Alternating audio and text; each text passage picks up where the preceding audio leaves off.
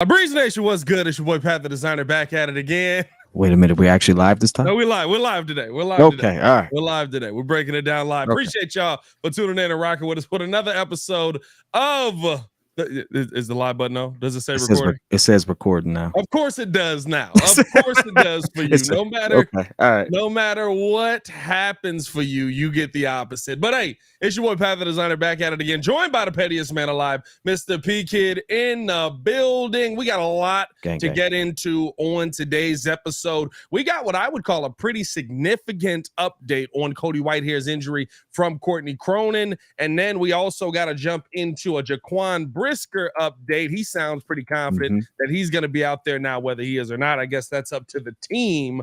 But all that, and that depth chart has been released. And Kidd is not happy. Boy. You got to explain I love it, man. I love it. All that and more on today's episode of the Windy City Breeze Sports Talk Daily. Hit that like button. Subscribe to the page. We do talk Chicago sports daily on this channel. On the channel, talk Chicago sports, how Chicago talk. So make sure you get in tune with us, man. Kidd, listen, pretty couple of quick updates, but pretty significant updates. Jaquan Brisker, of course, he gave his own update pretty much. He said, I'm gonna be out there. The Packers gonna see me, basically. To me, that said, come whatever may be, he's gonna try and be out there. He's got a pretty serious, tomorrow's gonna be really important for him as far as ramping up injury-wise, different things like that. He's got a pretty quick turnaround on getting back on the field. Remember, we haven't seen Jaquan probably, I want to say, a month ago. Like, it's probably been since July since we've seen Jaquan Brisker. So it'll be good to see him back out there. He's doing some light drills and different things like that with the team, but hasn't gotten out there for a full padded practice. So we'll see if he is out there tomorrow. But the big update that we got today from Courtney Cronin on the Chicago Bears podcast, check out that episode as well, is that Cody Whitehair apparently has a different cast on his hand, and that he basically can go out there and snap the football. It doesn't hinder his snap.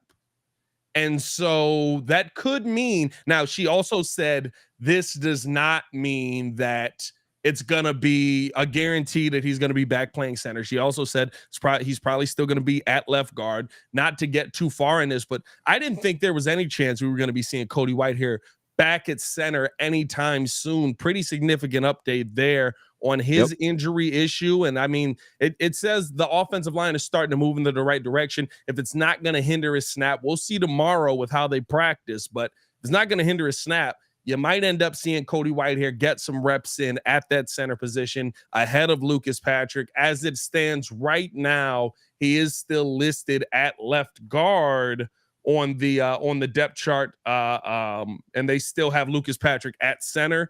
But listen, like, Lucas Patrick, I love him, but he ain't been able to stay healthy through any of his Chicago Bears tenure. So we'll see kind of what that ends up being.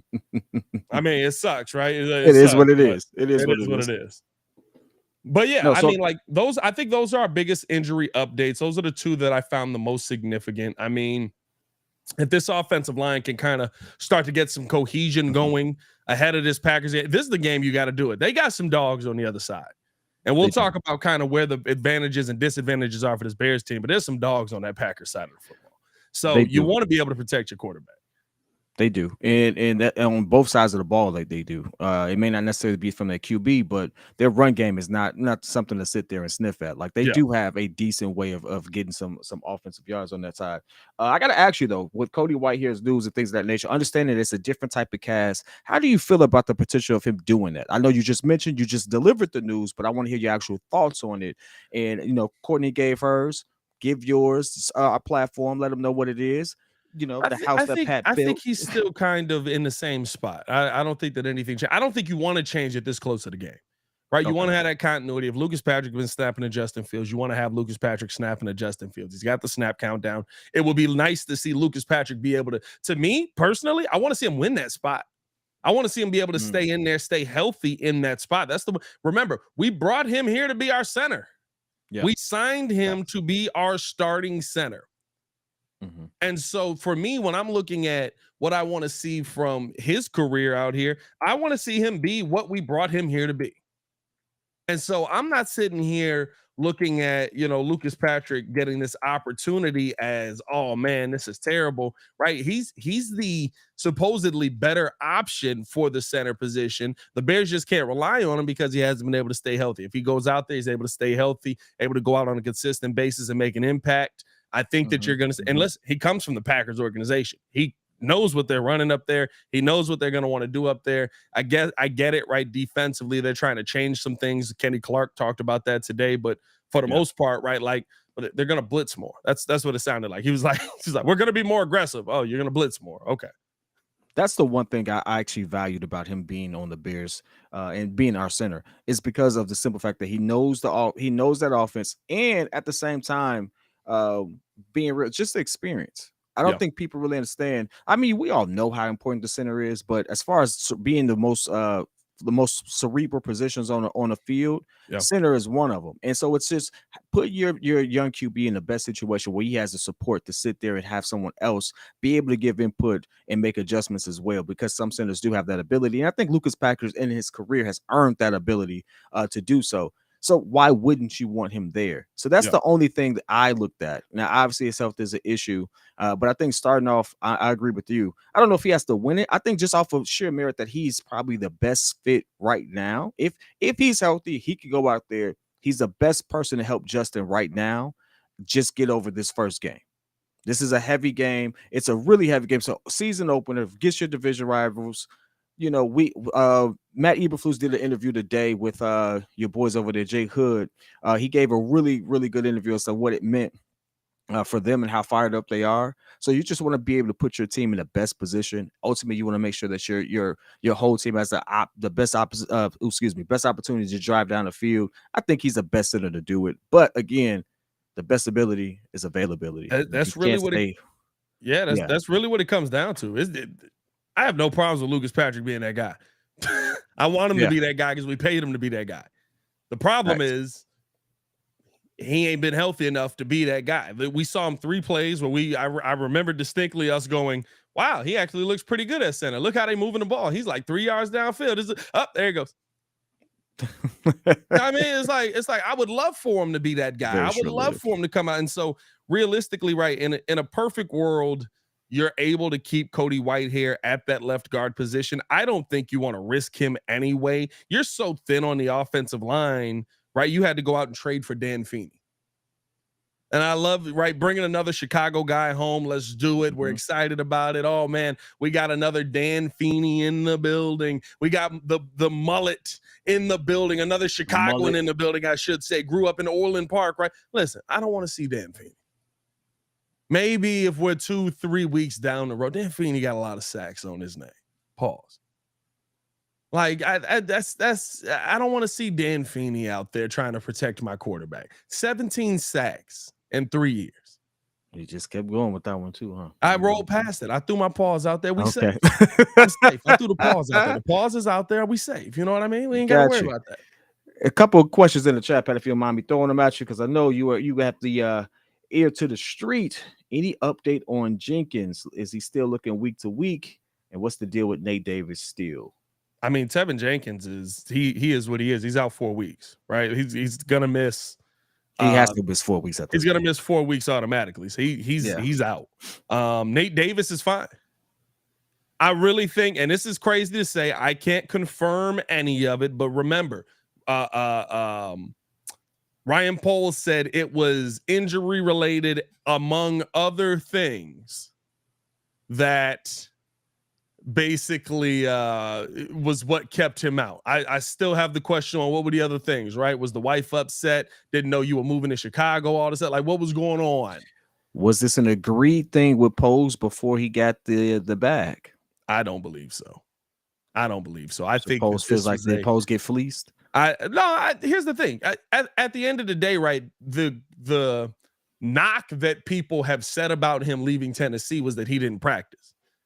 If I'm not mistaken, I believe he also made a Pro Bowl out there. And so Yurko basically said the same thing. Yurko was like, listen, I practiced because I had to. I didn't want to. It's like who want to get hit unnecessarily? Like it just don't sit right with us, right? Like we all come from the mindset of you got to practice. You go out there, you practice to get better. You do that.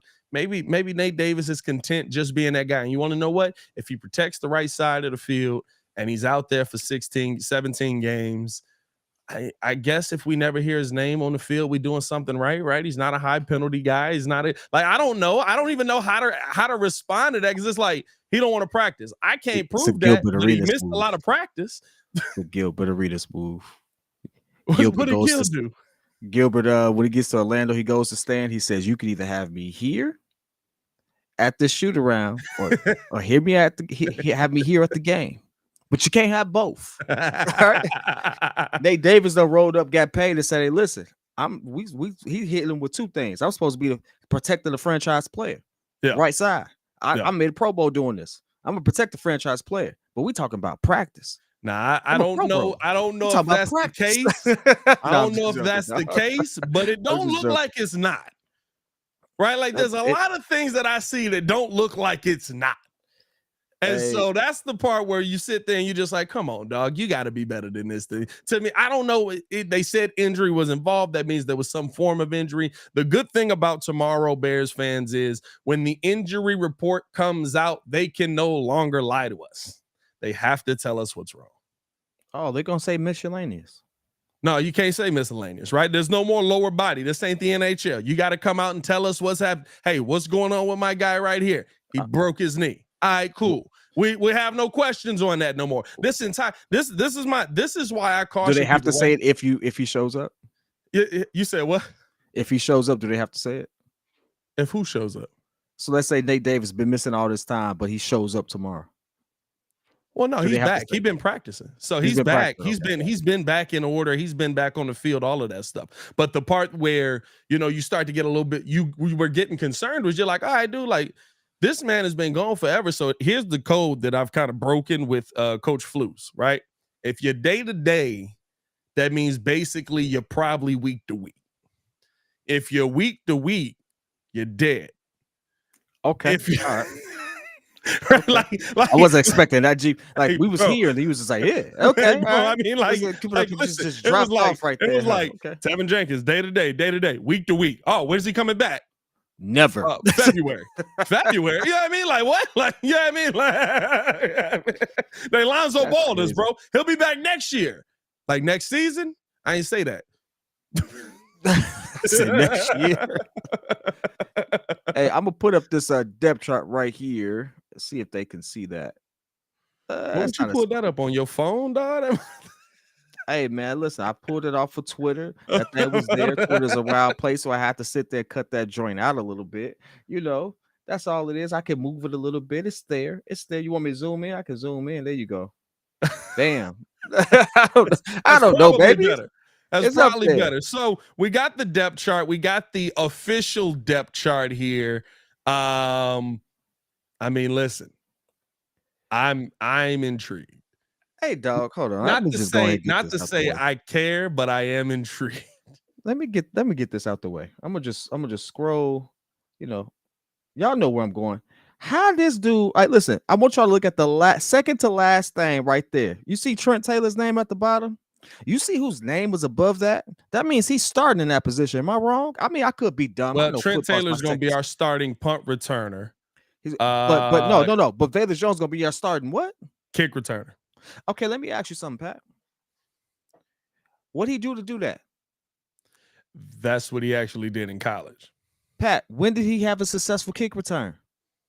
He had a couple of successful kick returns last year. He didn't score a touchdown, but he had a couple of kick returns that got into the right area. He's better at kick return than he is a punt return by a lot. It's not even a question. Then the guy with the underline next to him, number 13. I'm not gonna lie to you.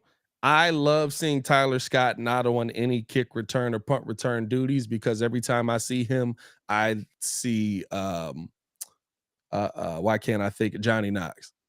I don't want it was a couple times he returned kickoffs and returned punts in the preseason and they hit him and them flipped up in the air. I was like, Jesus Christ, bro, he don't weigh enough.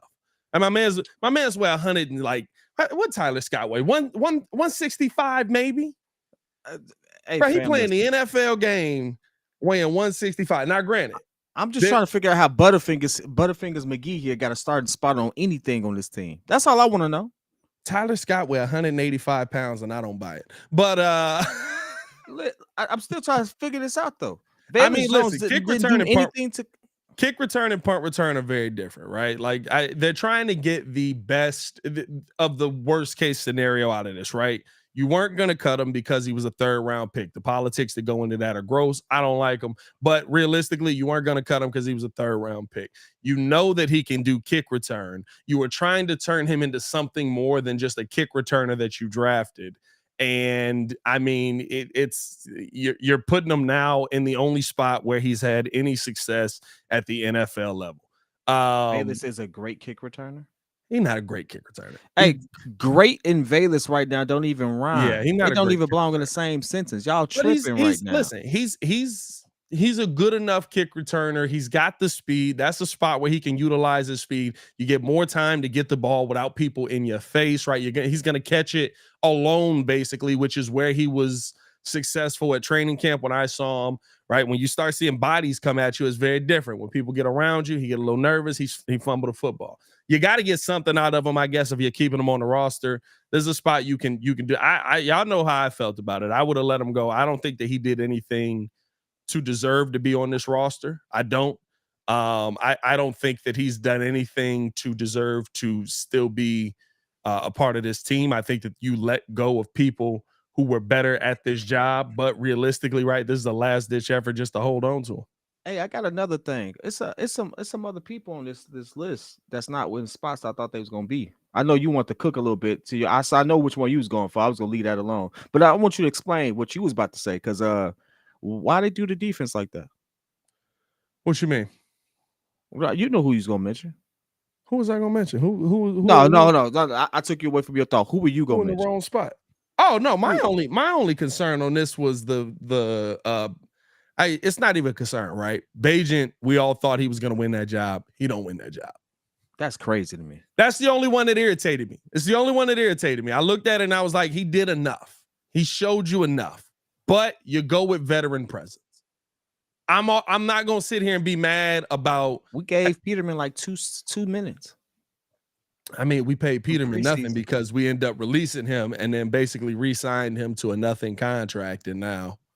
You know, like they released him so they didn't have to pay him the money they was gonna pay him. Now they got less money. Why don't they just allow him to just be the old guy in the QB room and allow the other dudes to just go do? Like, I'm trying to. Well, I mean, here's the thing. Agent earned that spot. I don't care what nobody say. He earned the number 2 spot. I don't disagree with you, but I think here's the thing. At the end of the day, when you look at Tyson Bagent, basically. You don't want to be in a situation where you're throwing Bagent out there week 1 just in case something happens to Justin. And the first game he gets action in is Bears versus Packers. Now all of a sudden the energy's high. You got to figure this out. You could kill this kid's confidence immediately, depending on what the offensive line does in front of him, all of that stuff. I'm fine with this being the situation right now. You got the vet in there. Peterman's played in an NFL game before. He ain't played well, but he's played in an NFL game before. And here's the other thing that I will say is you get experience by getting experience at times. From everything we've heard, Bagent has been the one taking the first snaps after Justin. So this could also just be window dressing of on game day. Guess what? We're going to have him in there because we want you to kind of figure out the game as it comes to you. But we're still trying to develop you as QB2 on the roster. I see some people in the comments. Shout out to Trevor. Pickens being behind Andrew Billings. I also thought about Javon Dexter being behind Justin Jones, which I know it's not egregious, but still want to get your thoughts on that because you were really big on Javon Dexter. Listen, Justin Jones and Andrew Billings are always going to be your starters, right? They're not there. They're not there yet. Zach Pickens and Javon Dexter are not there yet. They're not the number 1 guys, and that's fine. You want them to develop into that guy. That doesn't mean, but you also have to think about how the Chicago Bears go about putting their putting their team on the field. It's a platoon swap. They're basically doing hockey lineups. Javon Dexter and Zach Pickens are still getting a good amount of snaps in a game. I would rather have Billings out there, monster of a man, him and Justin Jones together. I think they're going to be a little bit better at stopping the run. Hopefully. I love having Yannick out there with DeMarcus Walker. And then you kind of go to the second unit where, like I said, you're going to get a lot of times Zach Pickens, Javon Dexter, Dominique Robinson, Rasheem Green. Those guys are going to get a lot of time to try and attack. And then, of course, we picked up Khalid Kareem off of waivers. So he'll kind of be that rotating, just do anything type of guy. I'm okay with what they did on the defensive line. I think the rest of this is pretty straightforward, but I know that the depth chart was a big issue that everybody had coming into this because there was just like, what the heck are we doing with and here's the thing. I need Bears fans to understand this, right? And we can take this off now because listen, I need y'all to understand this. I don't ever want to see Tyson Bagent snap a football. We all get that, right? Like, I never want to see Tyson Bagent go set hut blue 52. I never want to see Nathan Peterman snap a football. If we see that, the hope is that we see that in a moment, not long term. We sitting here looking for the Brock Purdy or the Bailey Zappi that was able to come in, right, and still be able to electrify. You know what happens in those situations? Bailey Zappi getting cut was wild though. They brought him back. He on the practice squad. But you know what happens in those situations? That means that you didn't believe in the first guy and he was screwing up. When they brought in Brock Purdy, the reason that Brock Purdy was able to go out there, now granted, very different situation, broken legs, stuff like that, but you hadn't seen anything from Trey for you to be like, we got to have this guy when he comes back. Guess what? You saw enough from Mac for them to go, and you saw enough from Bailey Zappi, realistically, both of them, right? But you saw enough from Mac to go, hey, Bailey, we love everything you do. We hope you stay in the organization for a long time. Hey, here's your walking papers. Hopefully you're still around when you get back. Yeah. You know what? They knew they were also going with Mac. Fans love an underdog too, so it's pretty much what we're saying. This is an underdog story, and you just want to see people who show you the ability, get the opportunity to get what they deserve. Now, I'm not saying that he's on the roster. I'm not saying that he's better than Justin Fields, but it's like we all clearly saw that he has something there, and if given the opportunity. Obviously, it would be under some extreme circumstances, and we hope, or extreme circumstances, and we hope that isn't the case. But if we had to have someone to come behind Justin Fields, we want to see Tyson have that opportunity. So I think it's more along the lines of he's on the roster, he's still there. I love that. He's still getting paid. He's still on an NFL team. I never want to see this dude. Hope the guy he never takes a snap in a Chicago Bears uniform, right? I hope not either. I just say this: I feel better knowing he's there because I do feel like he has potential. Even though we got picks next season, even if we're in that situation, but we can move on from that. And realistically, here's the other thing too, because I like V-Dog dropping this when he says injuries are a part of the game. No, Pat, it's more now.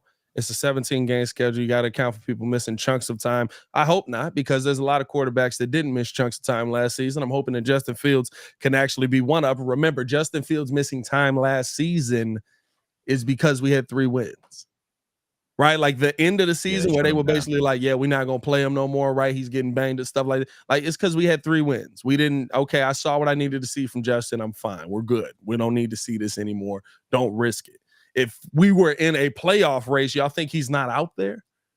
No. Yeah. Right. Like even the Lamar situation, Lamar's injury situation looks way worse last season because Lamar didn't put himself in a bad position because of his contract, which, I mean, realistically, right, you can bring up your own questions on that, whether you agree with that or not. Should he have gone out there? Should he not? But he didn't put himself in that position because he said, oh, nope, still banged up because I ain't got no money that's going to set me up lifelong. They also said he had a really bad ankle sprain that he probably would have normally tried to fight through, but it wasn't worth risking everything. It's not working, right? Hey, look, I got a bad ankle sprain and y'all don't want to pay me? Oh, yeah, y'all not going to see me. The next team will enjoy it. Yeah, I mean, so it's one of them, like, it's one of those situations where I also look at Lamar as like, okay, he could have played more games than this. He would, like, I think that a lot of the situations that they were in dictate how the injuries have gone. I hope that Justin Fields is a guy that can play hopefully 16 games this season because we got a playoff spot locked up. We're not going to do anything.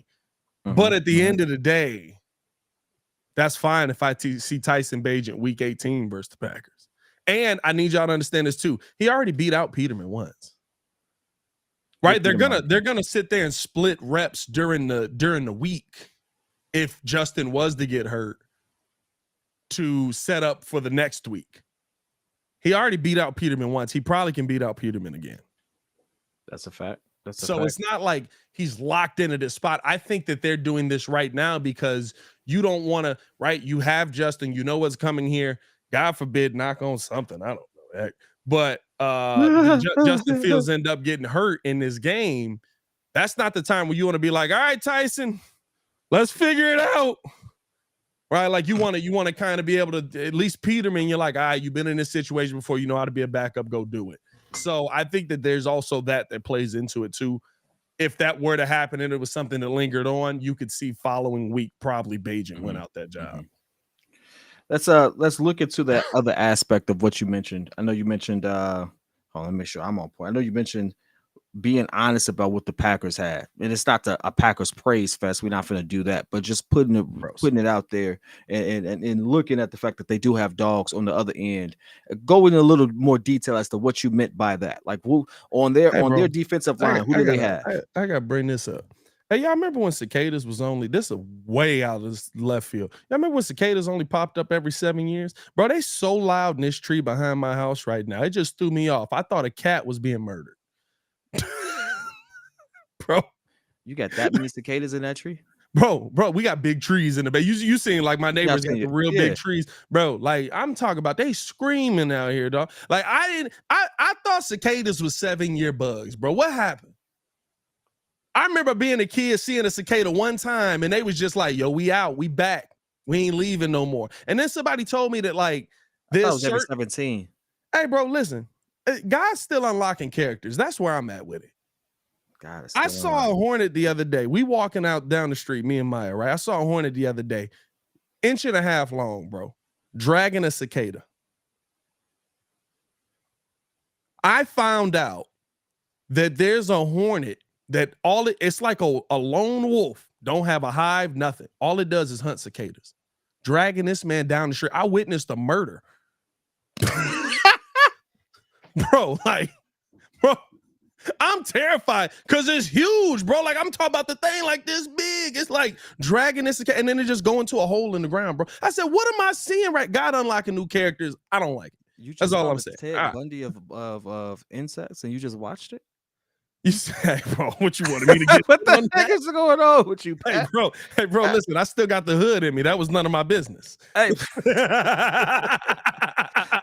We just spent like 3 minutes talking about bugs and cicadas and people stuck around. Hey, for that, by the way. I appreciate y'all. Hit that like button, subscribe to the page. No, here's the thing. I want to talk about one thing that we believe. It don't have to be one thing, but a couple of things to really get into here. One, what do we believe is going to be a clear advantage over the Green Bay Packers? Where do we think this Bears team is going to struggle? I think that those are two things because we got to be realistic about the team we got. I know that we're all expecting this team to go 17-0. We're all excited. The season's coming. We are 5 more sleeps away from football being back here in Chicago. My baby will be wearing a Bears jersey next Sunday. Love it. Boom. We all out here.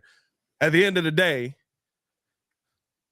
the DraftKings, I believe it was, has the Bears as a 1-point favorite, which basically means flip a coin, whichever team it lands on, that's the team that's going to win. So the world doesn't have us that highly rated at this point. This is the NFL, though. We know how that go, right? You have one game where you put, right, if the Bears come out and win this game 40-12, which would be amazing.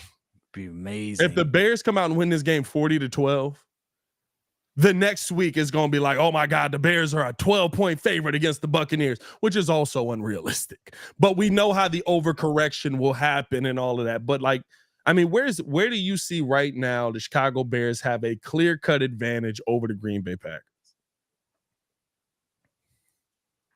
Receiving core. That's about it. To me, Yeah. our receiving core is better than theirs. But outside of that, I think it's really just DJ Moore. It's really just DJ Moore. Outside of that, I don't think our backs are drastic. I don't think our backs are better. I don't think they're worse either. I don't know if we're better. I would say their running backs are probably better than ours. I was leaning more to our running backs. But okay, I can see that. I don't think it's that. Their offensive line is better than ours, I think. But here's the thing, too, right? The offensive line.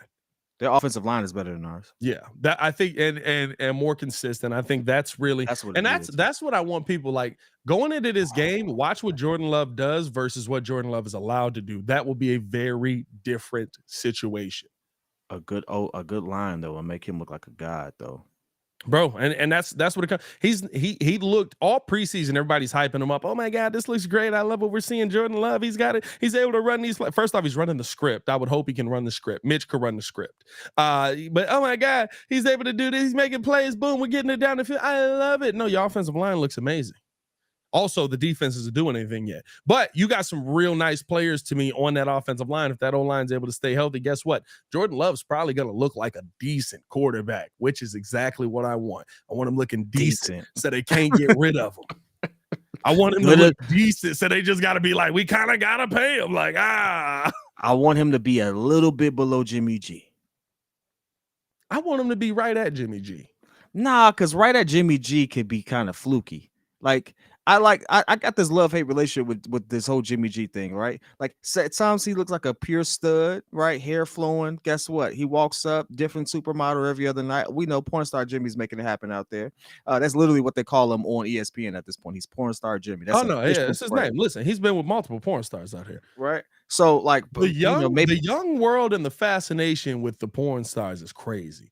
The young athlete it's but I guess right, if you're gonna get something done, go to a professional. Maybe Zion should have took classes from him because at least Jimmy G seems to be doing it right for some odd reason. Zion anyway, Williamson and porn stars. There you go. But it's like, hey, if he comes out looks just like Jimmy G, yeah, we in for a long ride, dog. Yeah. If he's a healthy Jimmy G, I don't know about that, dog. But here's the thing for me. I think I want Jimmy G with the injuries. I think the ceiling for Justin Fields. I want Jimmy G with the injuries. That would be. I ain't gonna wish injury on nobody. That's wild. Well, I was gonna say that would be the situation where it would be like they can't get rid of him because he's good, but realistically, that man there for 12 games every year. Yeah, I mean, like that's Jimmy G. Jimmy G keep getting a job on that. Jordan Love, I think they would cut bait with him. Listen, y'all know Wisconsin is just North Alabama, so. I mean, you can't be a brother up there struggling too long. At the same time, they've had 2 QBs in the last 30 years. Yeah, I mean, listen, that plays a part into it. But I mean, hey, look, all I'm gonna say is that run is over. That's all I'm gonna say.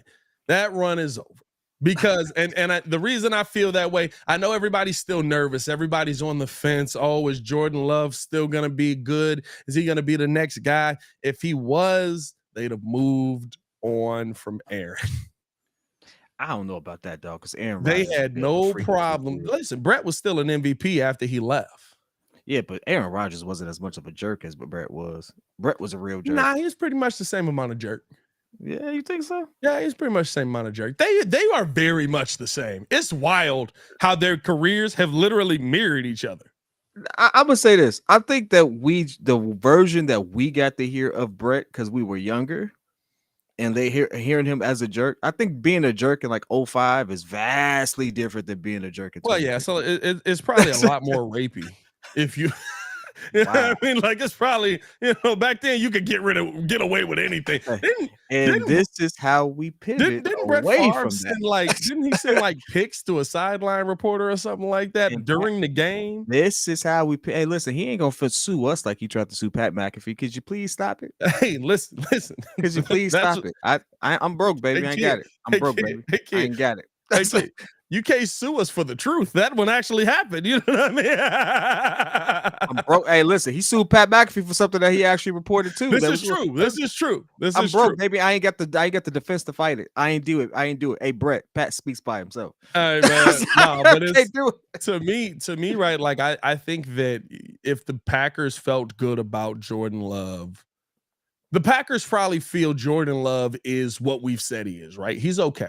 Mm-hmm. I don't think he's gonna be. I think Bears fans are hoping he's the worst quarterback they've ever seen. I don't want that because I want him to stick around and just be mediocre. But I think he's mediocre. I think he's a quarterback that we will talk about every now and then having one of those pop-up seasons, right? Where we like, man, that man threw for like 25 touchdowns, 11 picks, and he did, but then, right, like they lose in the first round.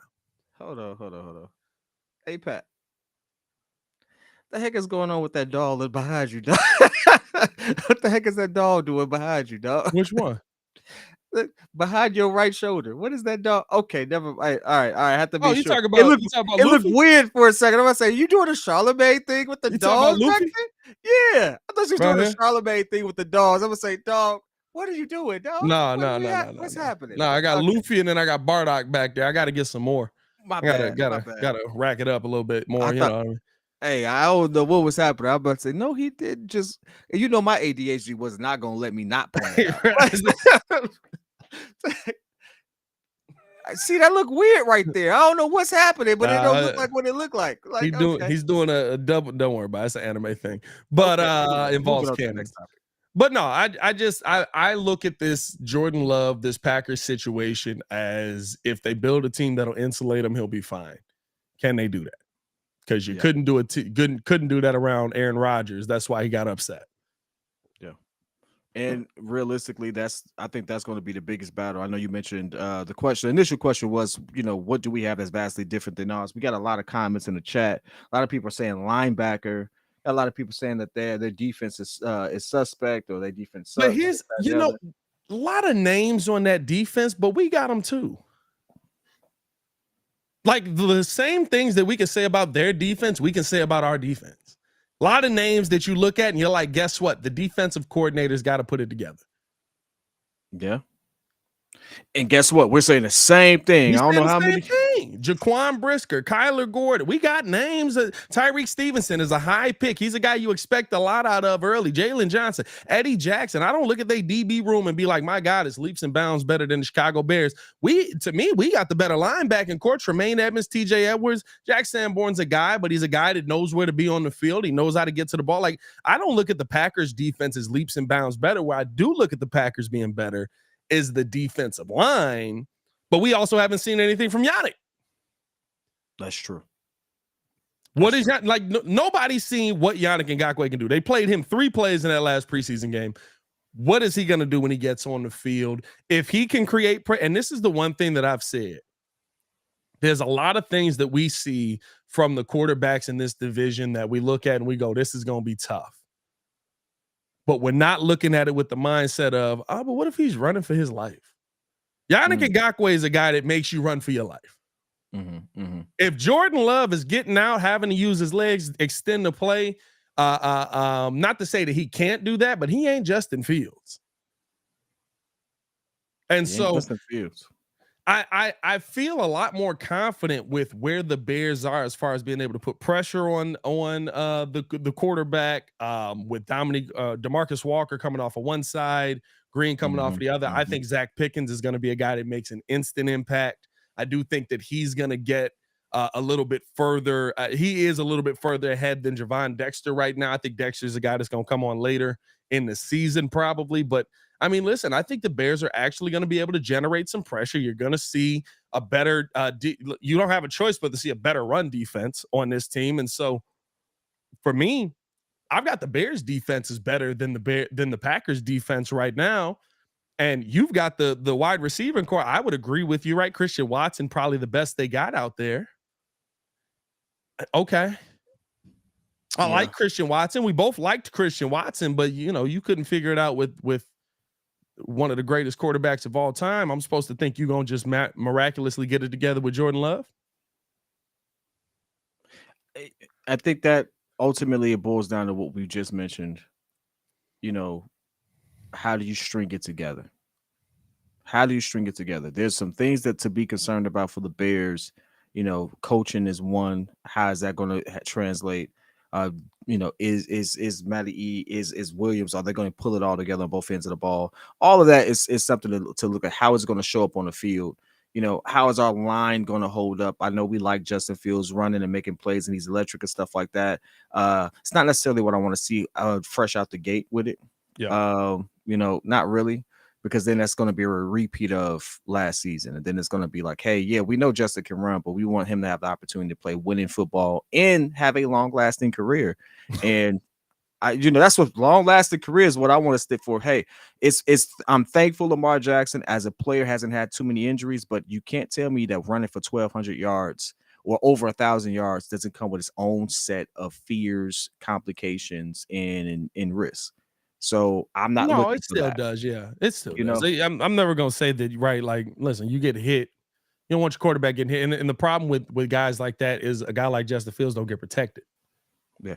So the question we should be asking is not comparing our defense to their defense, but really is their defensive line better than our offensive line? Yes. That's easy. I give you that. Yes. And guess what? Well, I can't say. I don't know what Darnell Wright look like. That's true. Okay. It depends on what your rookie looks like. I mean, that's another thing that we're coming out of this game, right? With a real asset. He's in there. Yeah. Starting right tackle, first day. Get it together. Let's go see who they throw out against you. Because there's some dogs on the other side on that Packers defensive line. That's actually, I think, a better way of looking at these games. That's really what the pros really do. But I know in these conversations, we kind of just speak their defense, our defense, and stuff like that, as if those two defenses are going to be on the floor at the same time. Like, it's not going to happen that way. But ultimately, is our offensive line going to protect Justin against their defensive line? You said their defensive line is better. I tend to believe you. I was leaning that way anyway. Cool. Now, realistically, is our defensive line better than their offensive line? I don't know. You have to take only reason I don't know is because I haven't seen what Yannick and DeMarcus look like together for more than 3 plays. That's the only reason. I would love to sit here and be like, yeah, I know, pretty much where this is going to be, but like, I mean, I don't know what their offensive line is or what the Bears defensive line is going to look like realistically. So, and that's an honest answer. And I think that's the one thing that most sane people at least, are trying to communicate. It's not that Justin is not going to be good. It's not that we don't want him to be good. It's like, let's be realistic. You ain't see that man throw to even say he's better than other QBs. Insert QB name there, whatever, right? We have some people have Justin Fields on the same level as Jalen Hurts. We ain't seen it yet. Give it time. Like, let this be the season where we give it time. We ain't seen our team be that dominant yet.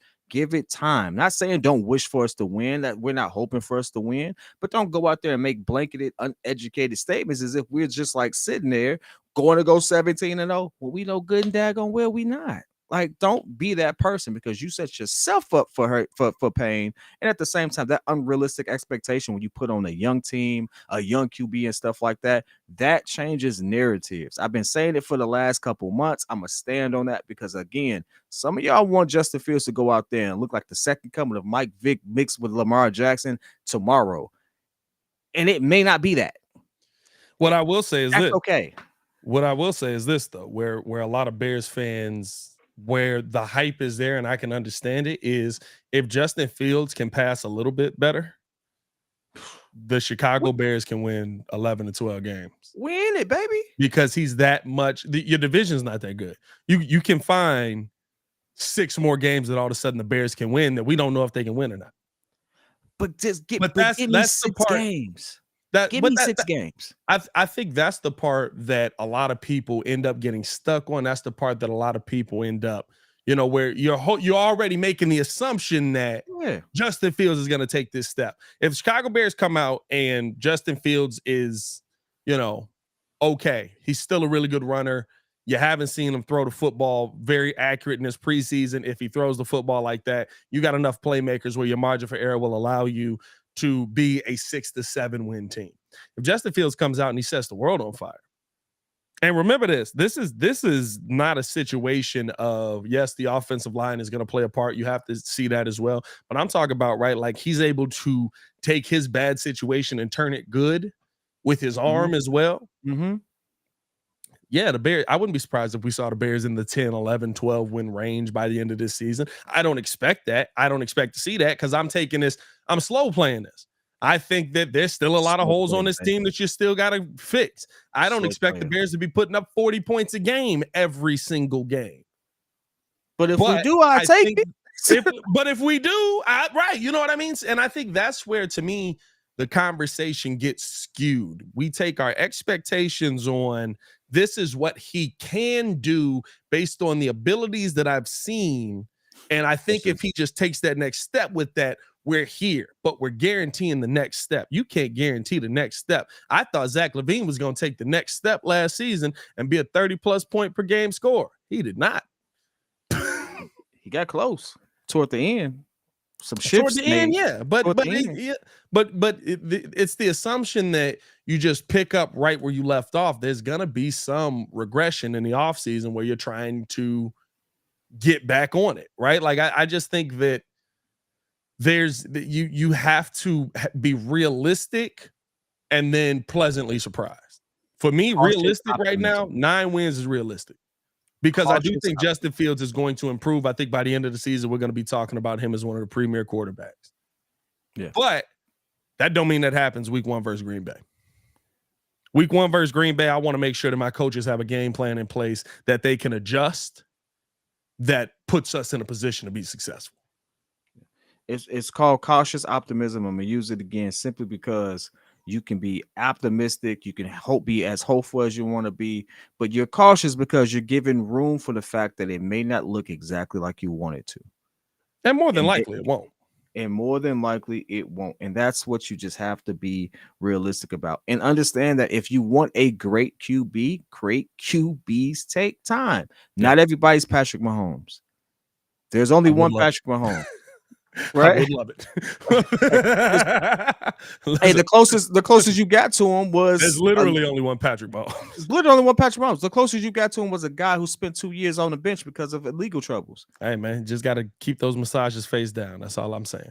Alrighty then. Let's talk about this, right? Because hey, you know what I mean? Let's talk about this real quick and then we can get up out of here because every week is going to be Panthers Watch. Yep. Every single week is going to be Panthers Watch. Yep. And it's not off to a good start. Brian Burns is doing a hold in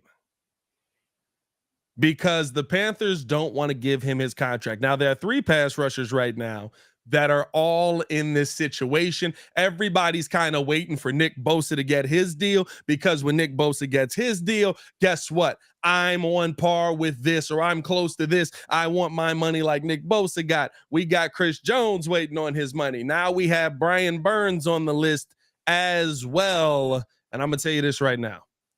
If the Panthers don't have Brian Burns, they're not going to win very many games. And I think the most important game they need him for is this game right here to start it because they start their season versus the Atlanta Falcons. I think that's the only game out of their first 7 games that they're going to win. And the thing is, we need them to be trash, right? We need them to be trash. Like, I'm fine with it. I feel good about it. But okay. Brian Burns, 12.5 sacks. He's in a hold-in situation right now. And the Bears basically get the benefit off of the Panthers' misfortune.